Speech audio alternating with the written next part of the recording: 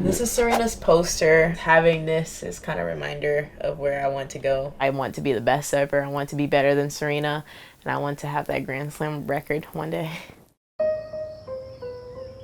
When I went to my first tennis camp, I was around 7 years old.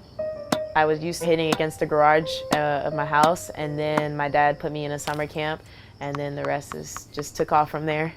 Delray Beach resident Coco Gauff credits her tennis career to the Williams sisters. Gauff, at just 14 years old, is off to a historic start to her own career. In the final of the 2018 French Open, she becomes the 5th youngest girls singles champion in the history of the event. I'm Coco, and I've been a #1 ranked tennis player. Amen. So we get up at 6:30. And then once we all get dressed, we eat breakfast, and then we take them to school.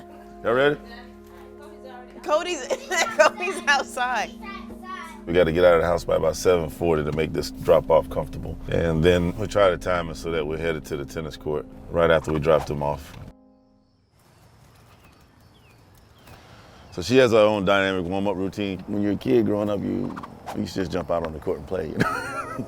Shake our legs a little bit, but now it's much more important to go through a real warm-up. Typically, we try to go over all the areas of the game when she's here, so a lot of ground strokes. We'll serve, we'll do return to serve, and we'll work on progressive things like getting a better slice, better backhand volley. We'll start to work on those things. This is my least favorite drill. At the U.S. Open, we start looking at a lot of the guys' serves and looking at where they're putting the ball. I think every point either starts with a serve or return, so we want to be good at least the start of all the points.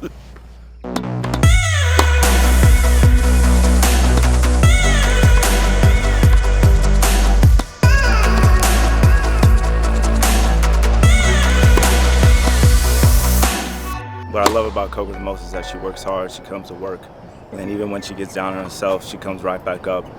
And she's one of the most competitive people that I'm always around.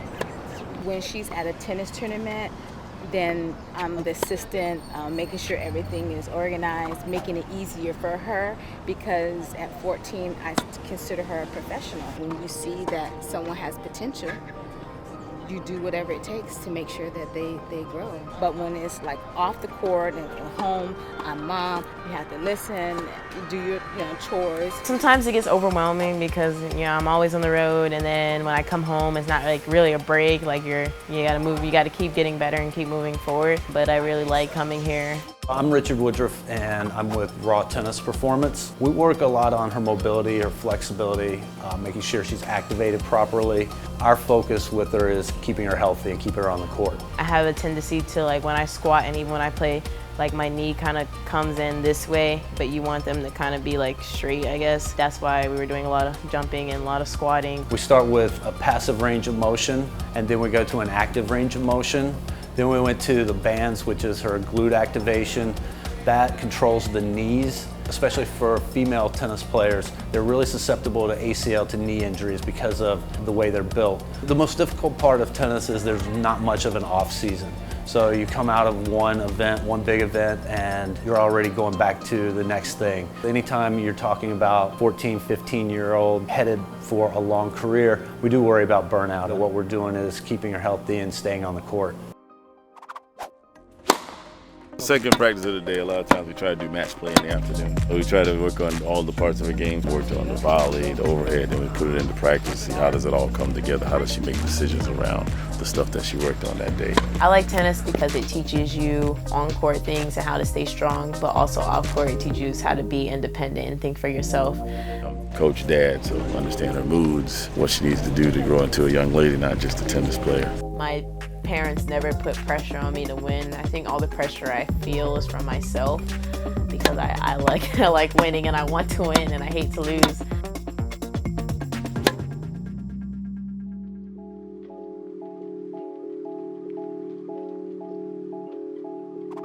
My 3rd grade year was my first year being homeschooled, and now looking back, like a bigger change than I thought it was.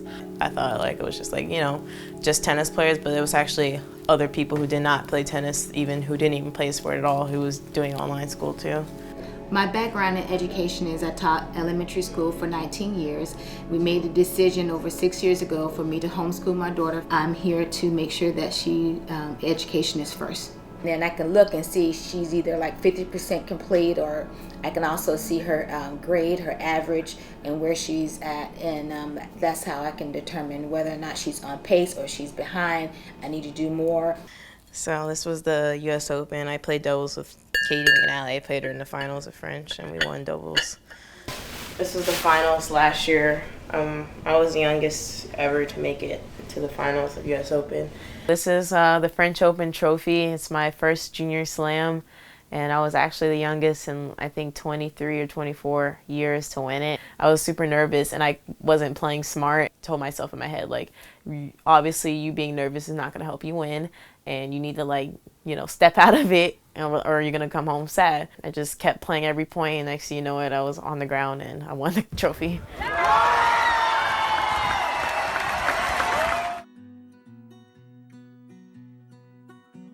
This is Serena's poster. Having this is kind of a reminder of where I want to go and who I want to be like, I guess. Serena and Roger have definitely been the main people.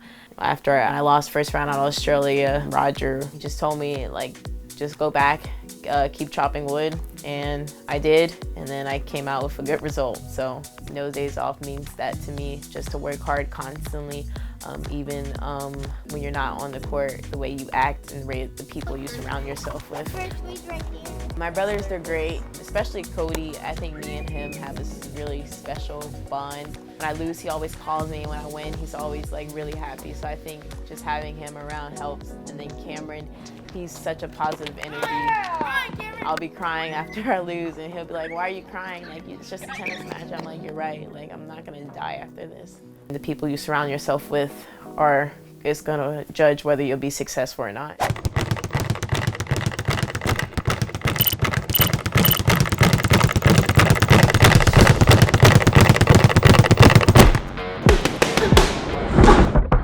My name is Javon Wanna Walton. I'm 11 years old, and I'm known for boxing and gymnastics.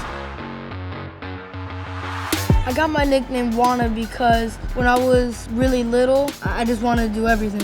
Javon never like crawled up on his hands and knees. Like his first crawl was an army crawl. And he kind of groaned when he did it, you know. He's just a beast. Anything that he does, anything he touches, he wants to do it his best. But the biggest defining factor is his motivation. The harder it gets, the harder he works. My biggest goal is to go to the Olympics, and I just want to be just known for all my sports.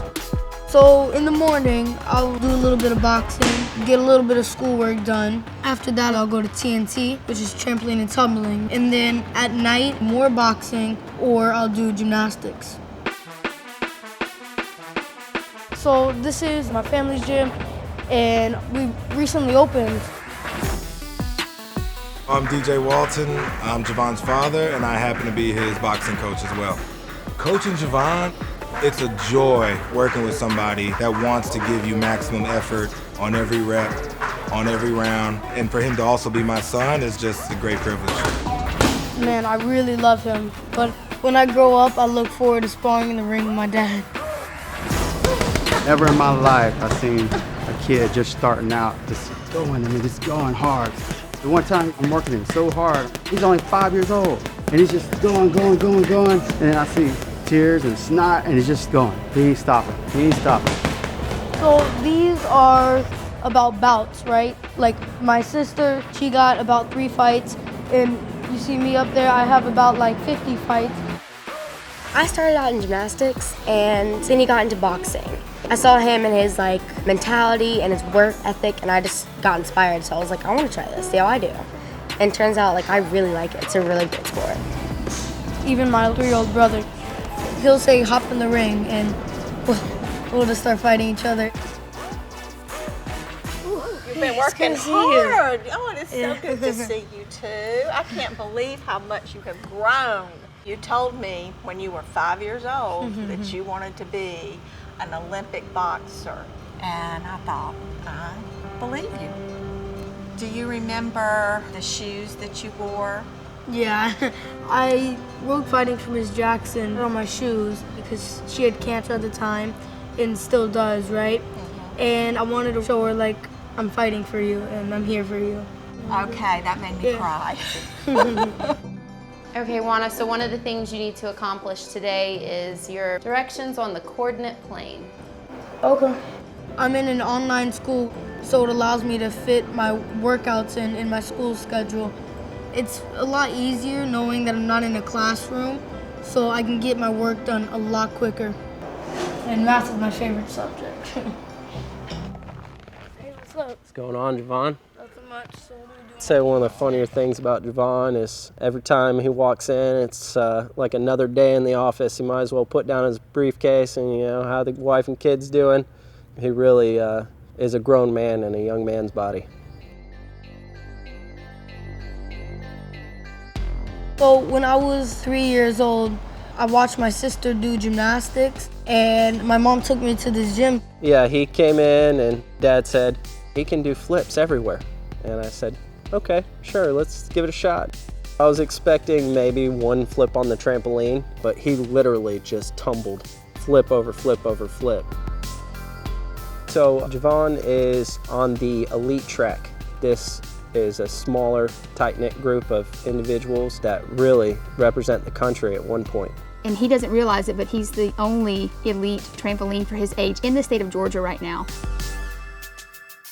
So when we go to Junior Olympics, he would have a few competitors, but he would probably podium top 3. It does make me happy. I mean, I really enjoy doing it. I think I still have a really long road to come, and throughout that road, I'll keep progressing over time.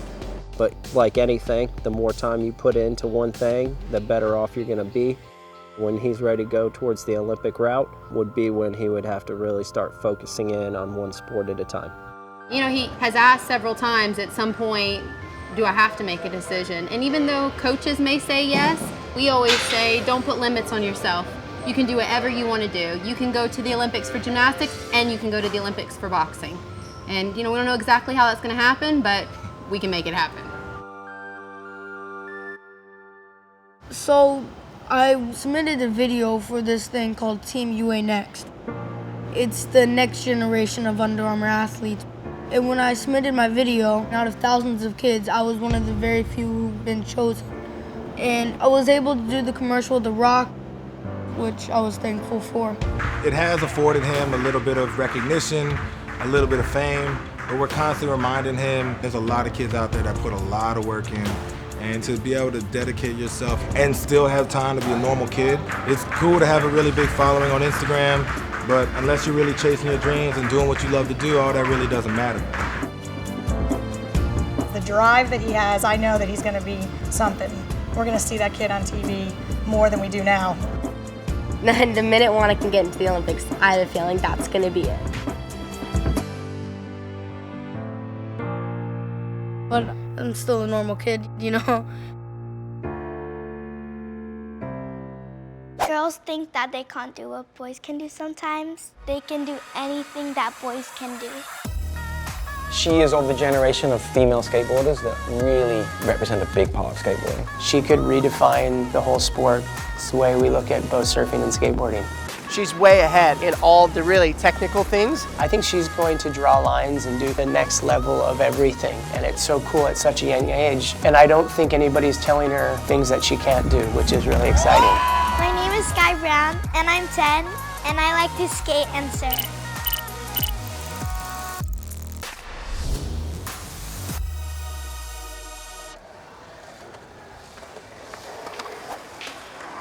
We're at my favorite skate park, Venice. The first time I skated here, I was like 2 or 3. Skating made me more brave and like more strong.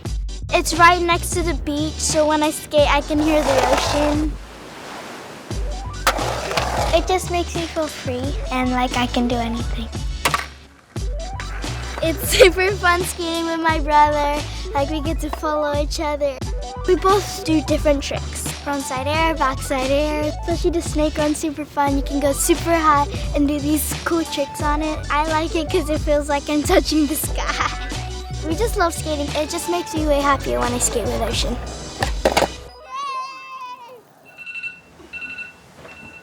Well, my normal day is wake up in the morning while it's still dark. Just go and get breakfast. Yeah, I like this cereal because it turns the milk to chocolate, and I love chocolate milk. After cereal, we normally go surfing.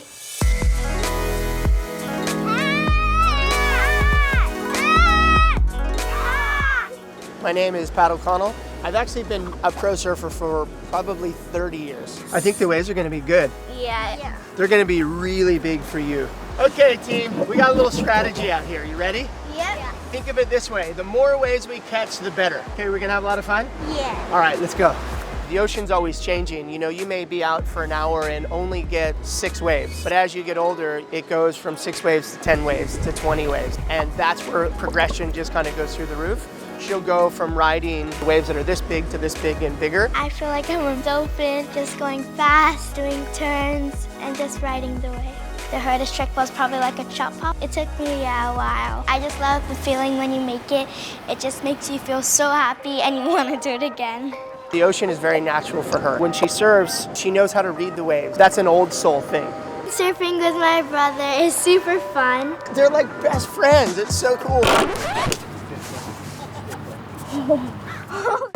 It's just such a neat dynamic. You're supposed to pick yourself up. Okay, I get it. They never stop sort of harassing each other, as brothers and sisters should do. They're gonna have these crazy fun experiences their whole life together. What a bond. What's your favorite thing about the surfboard that you have now? Well, I like it because it's super light and it's super fun.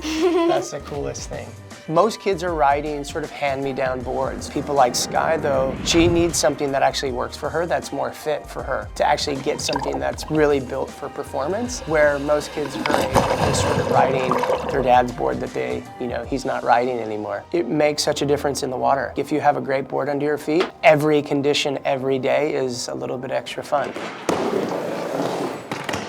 A lot of times when you have people who are crossing over sport to sport, the fact that she's able to go from surfing to skating and back will always keep this interaction really interesting. Something that you don't often see in younger skaters or smaller skaters. She had a sort of a pretty distinctive style in the way she skated. Like you see a lot of younger people and their boards flipping around and they're doing technically what they want to do, but it doesn't necessarily look right. With Sky, it was interesting because from very early on, she looks good on her board, basically.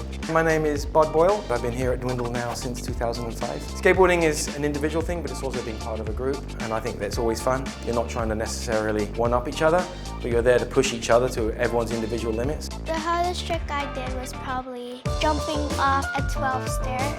I did get some pretty bad slams. I got some bruises. That's not gonna stop me. I'm just gonna keep going and get that trick, and when I'm done, I can be like, yes! You just gotta try hard, put yourself out there, have fun, and just get that trick. I feel like healthy diet is really important so that you can have a lot of energy. I like milk because it tastes really good and it keeps you healthy and strong. I've always been drinking milk since I was a baby.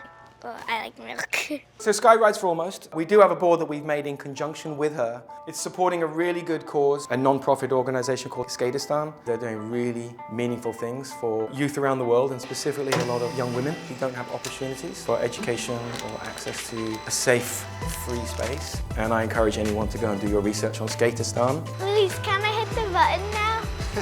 Sure. We've raised over $16,000 just with the first drop of boards. And that's done. That's done.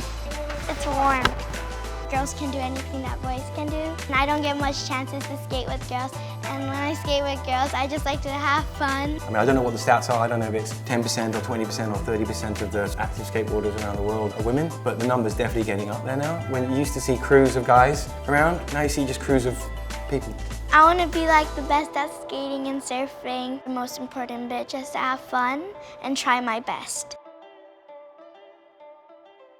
I want to be the #1 amateur in the world. I feel like I've dominated junior golf, and I mean, it shows in my stats and whatever. Yeah, I like the way you hit that. Well judged there. Bhatia wins his second junior PGA championship. Only 16. I'm Akshay Bhatia. I'm 16 years old, and I'm the #1 ranked junior golfer in the world.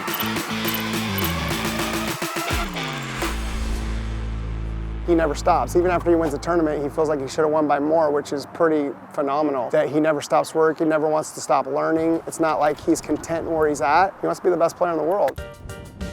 And he is as a junior right now, and he puts in the work. So I don't see why there's any limitations on how far he goes.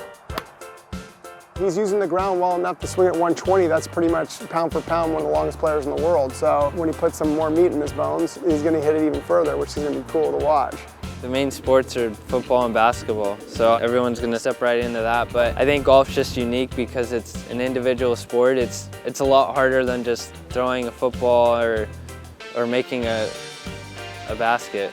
It's not for everyone. Like, it's hard to be by yourself for 9 hours a day because it can get boring sometimes, but if you can set goals for yourself, play mind games with yourself. You use everything. You use your mind, you use your body, and you have to train really, really hard. Yeah, I mean, I guess this is kind of where it all kick-started my career. This is my first AJGA win. Ever since this win, I've just progressed each year. I won 4 AJGAs in a 2-year span, and then I won the Junior Invitational this year, so that's like kind of the biggest junior event you could play in. I mean, the field is one of the strongest. I finished this year off with the Rolex Player of the Year and also the Tournament of Champions win.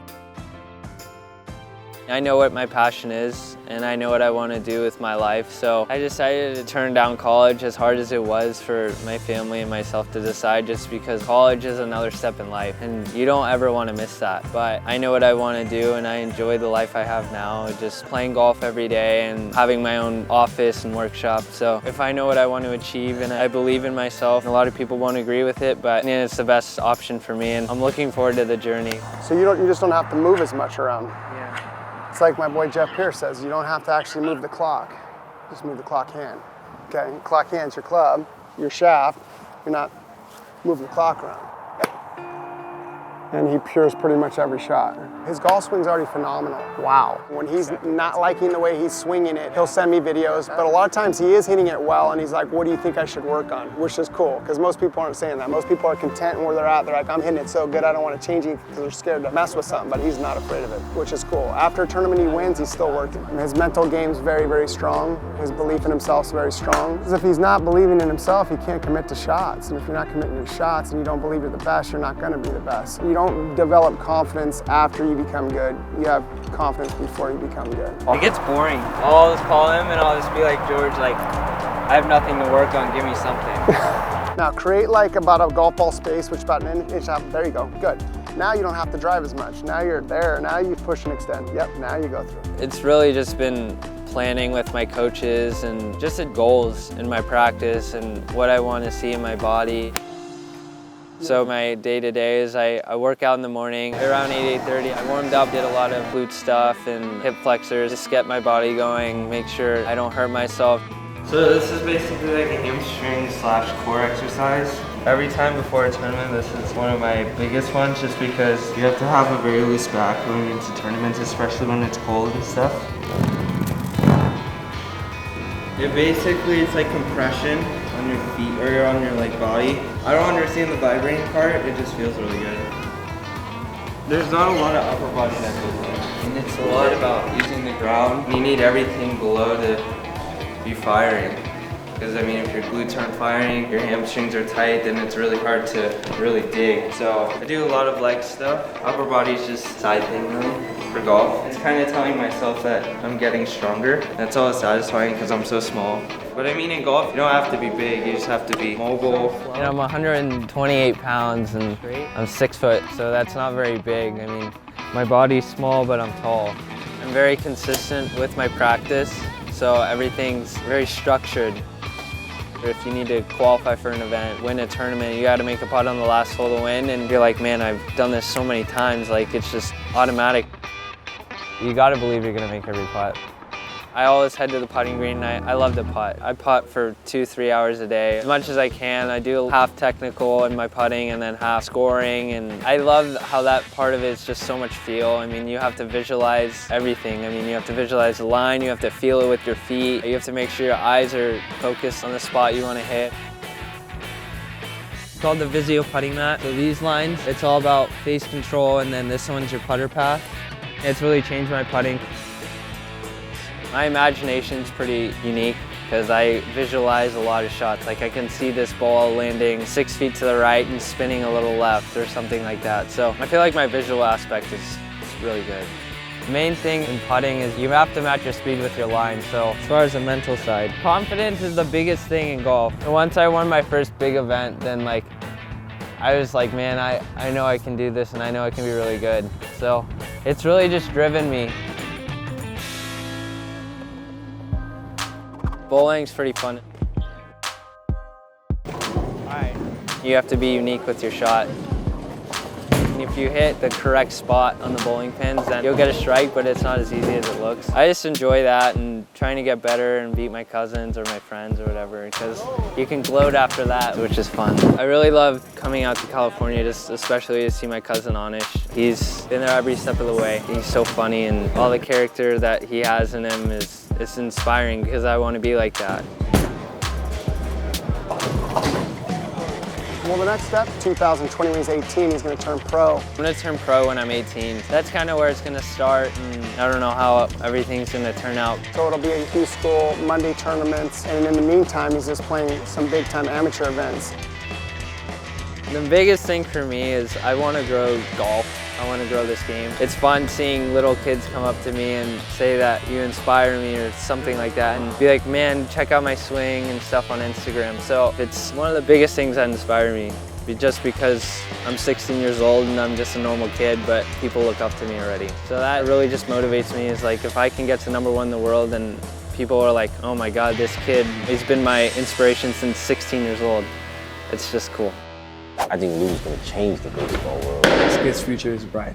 The advantage to be a both-hand pitcher is I can throw from the left side and from the right side in the same game. Lo has the talent to go out there and be the first and the best major league starting pitcher. Upper 90s to low 90s from both sides. My name is Jurrangelo Cijntje. I'm 18 years old, and the sport that I play is baseball.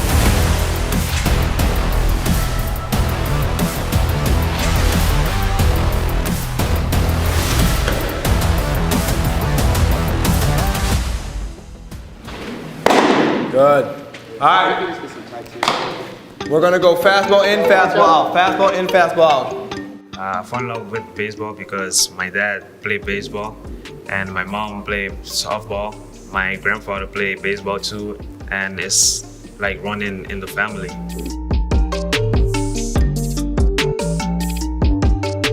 When I was 1, we moved back to Curacao. Over there I played my whole life since I was 16. My cousin, they took me over. I'm Jurrangelo Cijntje's cousin and guardian here in the United States.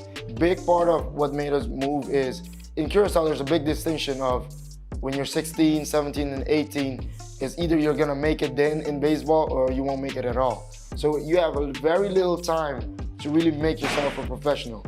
And the big difference here that gives you into the United States is that I can still go to school and do baseball, and maybe in a later time, if it's right, you can still sign professionally. And then I started playing baseball and go to school, and that's everything. I knew Lou through a close friend of mine, seen him a little sleeper that nobody knew of, and a little Curacao kid in Miami, through both hands. When you see the animal he is, he barely speaks. When I first met him, he was just, so that was easy. Get him on the mound and go. I discovered that pitch is the right thing for me because everybody told me that I have a potential to be a great baseball player that can throw from both sides. So you have a potential, you can switch, you can throw from left side and right side in the same game. And let's say if the batter is from the left side, I throw from the left side, it's gonna be more difficult for him.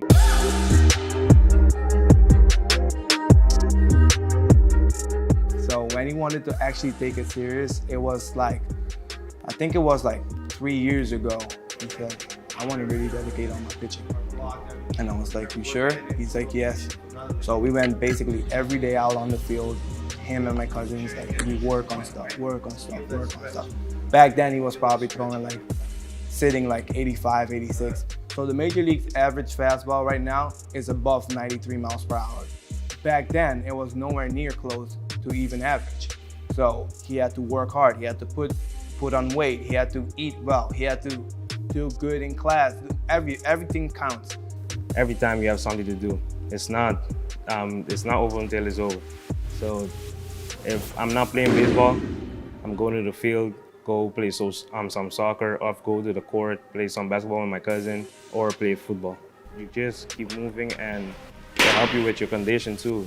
Low, there's a little mechanical start on the left side, which is his natural arm. A lot of people's like, you know, he throws harder right now with the right arm. But the left side, that's his natural arm. A lot of people still doubt that left side. And I see that left side coming like Seabiscuit, especially when you're a lefty hitter. His arm is a little 3/4 outside, and you do not see it until it's too late on you, especially if it's coming in quick. From the right side, he's just dominant. It's Picasso with it. Whatever, we made that side, so it's robotic. If he has to go, he'll cut you up, slice and dice. It's not just him throwing from both sides, but if anybody just sit and have a conversation with Lo, just about baseball, you realize his baseball IQ is out of this world. Right now, I take my haircut. Every Saturday, I take my haircut because I want to look right too and trying to enjoy and then play my baseball. I started playing baseball because of my dad, and he's the one that I started pitching with my both hands too. Yeah, because he didn't buy me a glove yet, and I was using his glove, but my natural side is left side. I tell him I want to be the same catcher like him or better than him, and that's how I started throwing my right hand. And then my dad grabbed a ball, he put a nail in the ball, and let me throw in the tire so the ball can stick to the stick in the tire. So we didn't really have weighted balls. But the weighted balls, what it did was strengthening the arm. So if he's done with the first nail, you put another nail in there. So keep weighing on the ball. And when he throws it with the right hand, you put a tire. So we can hit the ball in the tire. So you would get a sense of direction so it could stick and build the arm strength up. So you're doing two things at once. My coach told me too that I know you can be something in life and play baseball and throw from the right side and from the left side, and it's something that is not easy to do, so it's gonna be special. I moved to America when I was 16 years old, and it was a difficult time because to leave my parents in Curacao. Me moving from Curacao to America was difficult at first, but right now I'm just getting used to it and just trying to do my thing and keep going, keep working hard. I grew up with my cousins. I love them so much, and they are with me, and all of them, they play baseball. And my oldest cousin right now is coaching at the STU, but everything that I got right now. Look, me and Lo's relationship, it's family ties. It's amazing because I still coach in college, and a lot of stuff I see in college, I relate back to him, and he sees it as well, and he's already ready to do so. But we spent the whole summer, all these years together here in the States, so we grew closer. I gotta give credit to all my brothers, because most of the time, if I'm not home, I'm traveling with team or coaching, my brothers pick him up too, so he always has somebody to talk to. The support that I have, I'm right here. It was small, but right now it's big. It feels good right now because I just get used to it, but sometimes I still miss my parents, my family, but I'm just keep going hard and keep working, so one day I can make them proud and we all can be together. A palavra que me quebisa na minha família, da como estima você, então dia nos lo vai tão. The message that I would like to send to the younger kids is keep just playing baseball, play with everything, work hard, play hard, and one day you're gonna make it. I've had people ask me, when did you know that Blaze had a chance to be special? And I said, about 30 minutes after he left. A lot of scouts that come watch him, they say that when they're on other fields, they can hear the different sound coming off his bat.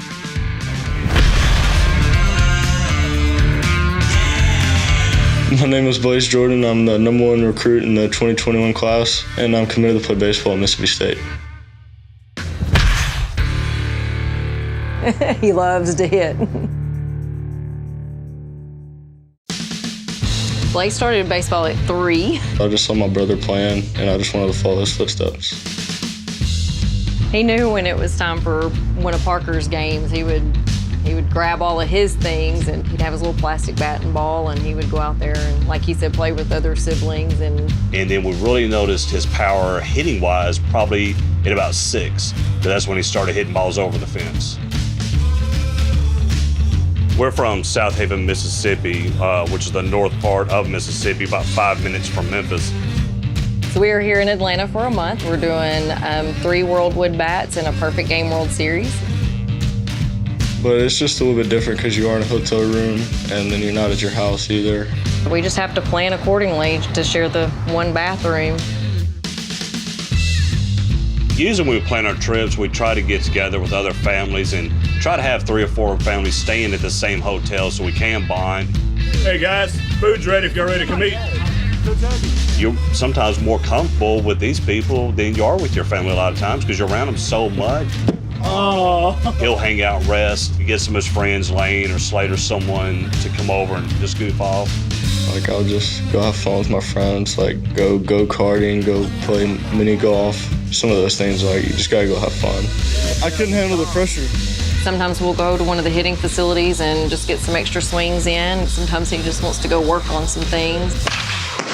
You feel that ball just a little bit. That. Yeah. Remember when we go from there to urgency to there, so you're staying behind that ball. Good extension right there, boy. So remember, unless the guy's throwing velo, you can think right center, but if it leaks inside, then just keep on going. All right, let's get him up while you get your breath. Hey, one thing too is like it's okay to think right center, but if it leaks inside, just turn and burn. Yeah, because like the one that hit, both of them were inside half. Yeah. Yeah, and then even the one that you got the base hit to left was in, right? Yeah. All right, get your breath. We're going through the middle here. I would prefer a coach pitching to me instead of a machine. So I can actually see the arm angle and their leg lift just like a pitcher is during a game. All right, let's go right center, left center for about 10. If Blaze hits you, I'll come see you in the hospital. Here we go. Good. Attaboy. There's no better feeling when you hit a ball up here and you don't really feel it come off the bat because that's when you know you just really squared it out.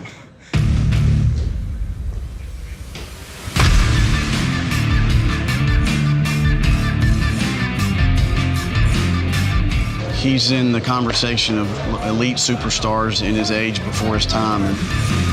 I would think about baseball pretty much 24/7. I mean, it's on my mind when I go to sleep, when I'm at school, and then when I'm on the field, I just relax and everything just happens. Probably not going to see velocity today, so have an idea what you want to do and maybe take a pitch or two just to get into the flow of it. You playing first or third? First.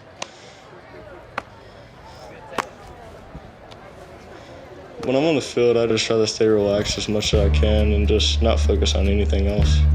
He's got kind of what evaluators in our industry call that it factor. A lot of players have ability, a lot of them have tools. This kid has all of those and the ability to just slow the game down. You'll never know if Blaze is 0 for 4 with 2 strikeouts or if he's 4 for 4. He's the same person. I think that's what he kind of did. Yeah, that's okay. That still locked you in for the rest of the day. That makes sense? Yeah. Go, boys.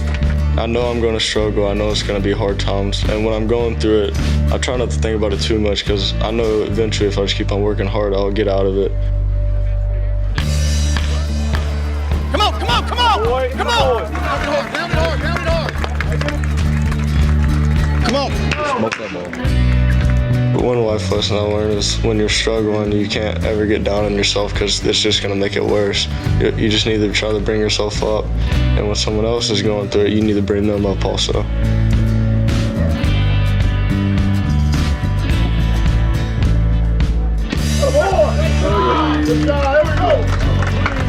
To see him go out there and compete, and even when he fails, when he strikes out, to see him hold his head high and walk in that dugout and not say a word back and not do anything. And that means more to me than his talent, just being a good kid. The sky's the limit. He's already a guy. I mean, and he's just a rising sophomore. So it's going to be fun to watch the next couple of years for this guy. I love like standing out and like being different because like, you know, look good, feel good, play good. I mean, that's kind of how I look at it. I got these because they were customs. I love Yeezys. So I was like, I'll get those. 2021 MLB draft, you probably see him first round. I laugh thinking about 100 miles an hour out of a 17-year-old. Every time he steps on the field, he knows he's the best one out there. A lot of us know he's the best one out there, and he plays just like it. If you get a hit off of him, like, good luck. I mean, I don't want to be the next someone. I want to be the first Chase Petty. I want to be my own unique self. Everybody knows who he is when he's in here. Everyone stops and watch what he's doing, no matter if he's throwing a flat ground, no matter if he's doing a squat. Everyone's got their eyes on him at all times. He's definitely very determined. He works day in and day out, and it does help a lot that it is something that he loves.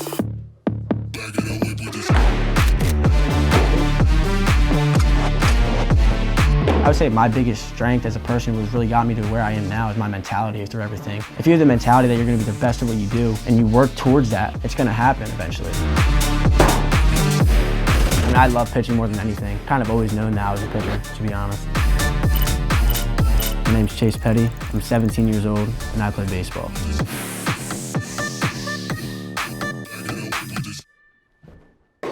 He's in here 5 days a week right now, so he'll throw once a week on the mound, and then he comes in and does his regular throwing and his lifting the other 4 days. So he's in here almost every single day.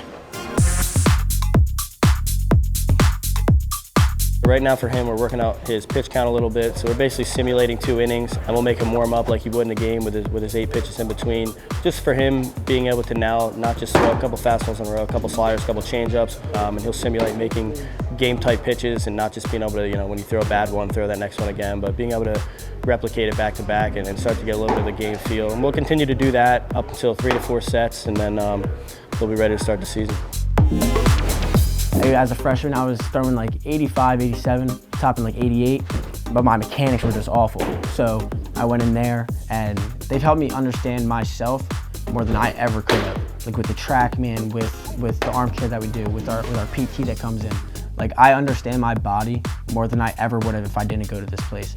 Like, I mean, we're still perfecting things. I mean, nothing will ever be perfect, but just cleaning everything up, making everything so much better. Like that's when I really realized where my potential possibly could be. He's a guy, you know, if you give him gloves and cleats, he's automatically the best player in the field no matter what. We're super nitpicky on his throw and just making sure that he doesn't develop bad habits day in and day out. A lot of times for him, we have to pull the brakes back on him, and I feel like in most situations with a guy this talented, it's kind of the opposite. You kind of need to push them a little bit to, you know, go out and take risks. Working with Mike has been the biggest game changer for me, by far. How we feeling? So you out of breath, let's go. So it's really just practicing and practicing and practicing until it becomes the norm. And that's really for everything I do. So like now, like if I need something to work on, I work on it every day. And so I don't need to work on it, and it's just a normal thing. Developing a slider was the big thing this offseason because he commanded a slider, but the numbers on it were okay to start. But now, you know, being able to command the plus slider that he has now was really the biggest adjustment this offseason. This is a TrackMan, so this is going to basically give us the movement on every pitch he's throwing. So it gives us horizontal, vertical break, the spin rate, and the axis. Obviously for him, the goal is to be, you know, a Major League Baseball player. So we basically took his stuff and compared it to some guys that are similar to him in the big leagues, and we're like, hey, you know, this is what their sliders do, this is where your slider needs to go. For him, it's just going to be able to get him a higher whiff rate on a pitch, and for him to really be able to put guys away with that slider is going to be crucial. Slider, 12, 19, good. Yeah. We want to ideally get it 19 horizontal, closer to single digit vert. Yeah. Technology has really just changed the game. It's really just changed everything about it. I personally think it's changed for the better, just because if you understand yourself better, you're gonna get better. 99-1 again, 97, 98. Did you recover and lift? Yeah. That was good. That was money though. His arm care that you do? Yes, sir. You can tell a lot about a guy by what their data does. So a guy like Chase, he's going to know what his pitches do, where they play, and the more he learns, the more he'll be able to make adjustments on his own, which is the name of the game.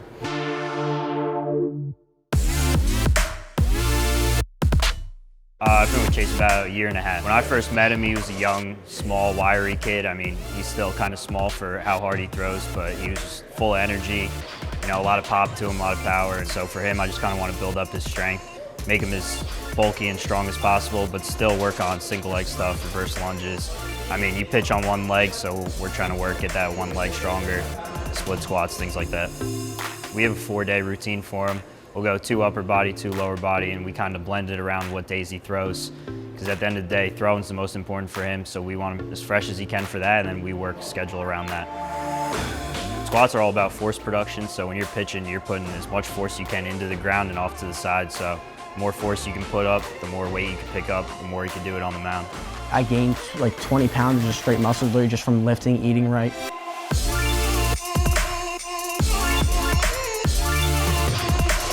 Every exercise, I like to mix in arm care because these guys are pitchers. They're always throwing. You can never have them too healthy with their arms. So we did some waiter walks for more stability. A lot of strength and conditioning coaches are very like, get it done, get it done, get it done. But with him, you can have fun, you can laugh, you can actually talk to him like he's like a friend. I mean, my trainers are like my best friends. I talk to them more than a lot of people. We're in Pleasantville, New Jersey. Majority of the guys are from, probably 30 miles from around here, but we have guys that come from all over the place. We operate in a gym membership style setup. They can come up to 5 days a week. They'll come in here, they'll do hitting, pitching, and strength training. So it's basically a one-stop shop for all three of those. We try to help develop them the best we can. I was walking in the dugout right after the first inning, and my coach puts up a 1-0-0. And I thought he was just messing with me. And so I get in there, and he told me, he's like, you hit 100. I was like, no, I didn't. Like, you're lying to me. So he pulls up his phone, pulls out the diamond cast. I see it, and I just go crazy, and like the whole dugout just goes crazy. He throws the hardest fastball inside here. He throws the hardest outside. So that's just something that, he lets everyone know about all the time, which as he should. Kind of gives everyone a little bit of something that they're striving for. So it's like, hey, get my name up on that board is something that you want to do. It just kind of make sure that, even if you have a good day and you PR and you go up a couple miles an hour, like you're still always chasing him, which is good for everyone. Like when I was younger, my favorite player was Derek Jeter. Mike Trout. When I look up to someone, I want to pick their brains. I want to understand everything. And when kids do that to me, it's amazing because I've been in that position. I know what it's like, and being able to give someone like that satisfaction and that clarity of doing that, it's amazing.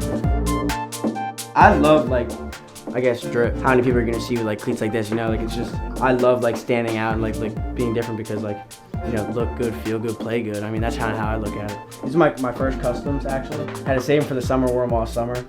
I love this model of the Adidas cleats. So comfortable, so light. My dad coached a kid who actually made these, who customized these for me. So it's Zeus, lightning bolts. I'm number 4, so he has 4 with lightning bolts. When I hit 100, George, he came up to me right after because he was at the game, and he was like, dude, you look like Zeus out there, throwing lightning bolts. And I was like, okay. And so he just kept calling me Zeus, kept calling me Zeus. So I actually have it on my glove too right there. I'm gonna be wearing these whenever I pitch this year. My whole family just loves baseball. So it's always been a thing. I would definitely say that my dad definitely had a big impact with baseball in my life. He was my coach growing up until I was 13. I played up until 2003 myself, and I coached for 25 years, started in 1992. I've always been around the game. I was literally, the day after being born, I was actually taken to a baseball game that my dad was coaching. I had a game, and Mom brought him to the game right away. Yeah, we literally got home from the hospital and packed up everything and went right to the baseball field. In Little League, when he was 11 and 12, he really wasn't touched. He would just pitch, and he'd just throw strikes, and that would be it. If he advances and continues to advance over the years at this pace, he's going to be pretty special, and he did.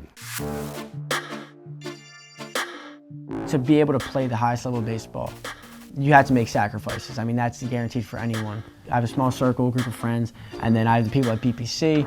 That's kind of just where I enjoy myself. And when I'm home, I don't know, I like being alone. I like just playing video games with my friends and just talking to them over the mic. I usually just play with my brothers usually. He loves making people laugh. He's my punk brother. That's all I'll ever be to me. But he's fun. He's good to be around. He's somebody who will pick you up when you need to, and he's always there for you when you need him. Very, very loyal. He's got a small circle, but if you're in it, you're good. He's going to be a starter, and we expect him to be a starter, at the next level, whatever level that may be. As long as there's nothing holding him back or stopping him from physically getting to PPC or a baseball field, which is pretty hard because there's one right there, he's probably doing something in that day with baseball, whether it's training, pitching, whatever it might be. The kid doesn't take a day off. He literally lives baseball. Not everyone is gifted with the same abilities. Everyone has their own ability and their own talents that they're good at, and whatever that is, make something out of it, you know? It's really just how you look at everything, your mentality on everything, I believe. Seeing how close I am to really achieving that dream, that's why I still love baseball. That's why I continue to play, because of that dream. That dream I had when I was a 12-year-old at Cooperstown. And it's what keeps me going, to be honest, playing the game.